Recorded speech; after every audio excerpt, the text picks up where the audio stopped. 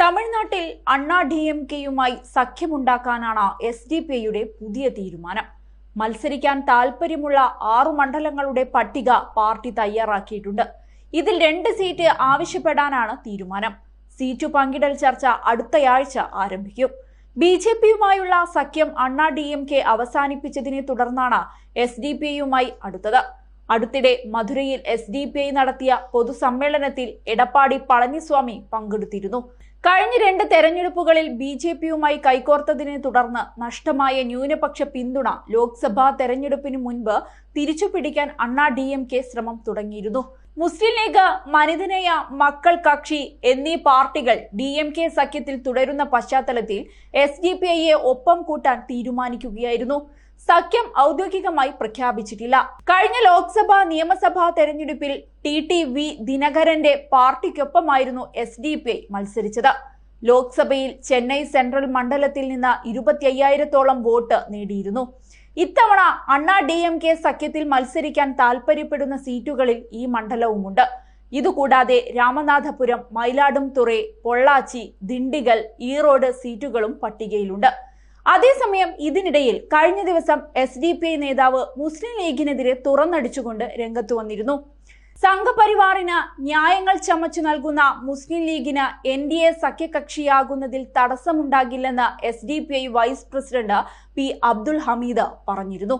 പ്രാണപ്രതിഷ്ഠയെ പിന്തുണച്ചതിലൂടെ പള്ളികളുടെ ഖാദി മാത്രമല്ല, നിരവധി ക്ഷേത്രങ്ങളുടെ മുഖ്യ കാർമ്മികനാവാനുള്ള യോഗ്യത കൂടിയുണ്ടെന്ന് സാദിഖ് അലി തങ്ങൾ നേരത്തെ തന്നെ തെളിയിച്ചിട്ടുണ്ടെന്നും അദ്ദേഹം തുറന്നടിച്ചു. 500 വർഷത്തോളം മുസ്ലിങ്ങൾ ആരാധന നടത്തി വന്ന ബാബറി മസ്ജിദ് കയ്യേറി വിഗ്രഹം പ്രതിഷ്ഠിക്കുകയും അവസാനം തച്ചു തകർക്കുകയും ചെയ്ത മസ്ജിദ് ഭൂമിയിൽ സർക്കാർ കാർമ്മികത്വത്തിൽ രാമക്ഷേത്രം സ്ഥാപിച്ച് പ്രാണപ്രതിഷ്ഠ നടത്തിയത് ദേശീയ താൽപര്യമായും മതേതരത്വത്തെ ശക്തിപ്പെടുത്തുന്ന കൃത്യമായും ന്യായീകരിക്കുന്ന സംസ്ഥാന ലീഗ് പ്രസിഡന്റ് സാദിഖ് അലി തങ്ങളുടെ പ്രസ്താവന കേട്ടപ്പോൾ അങ്ങനെയാണ് തോന്നിയത്. ലീഗിന്റെ സംസ്ഥാന തങ്ങൾ കേവലം ഒരു സംസ്ഥാനത്തിന്റെ പ്രസിഡന്റ് അല്ലല്ലോ.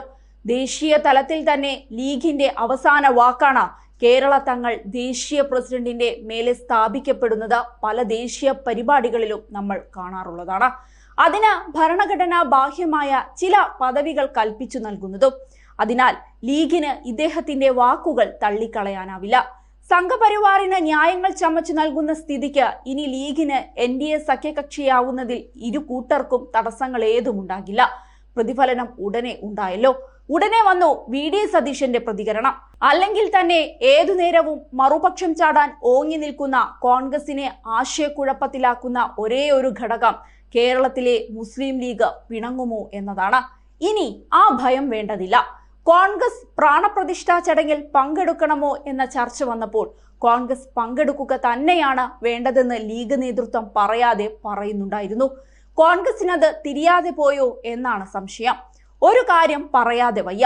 സംഘപരിവാരം രാജ്യത്തെ കൊന്നു കൊലവിളിച്ച് മുന്നേറുമ്പോൾ നിവർന്നു നിന്ന് അതിനെതിരെ സംസാരിക്കുന്ന SDPI പോലുള്ള ചെറുതുകളോട് മിണ്ടിപ്പോകരുത്.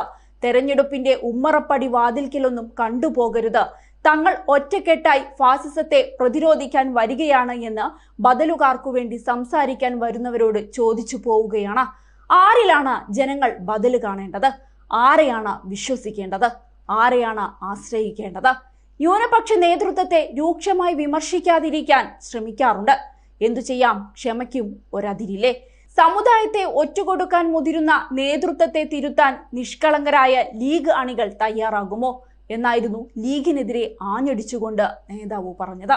ഏതായാലും സാദിഖ് അലി തങ്ങളുടെ വാക്കുകൾ കൂടെ നിന്നവർക്ക് പോലും ഞെട്ടലുണ്ടാക്കിയിട്ടുണ്ട്.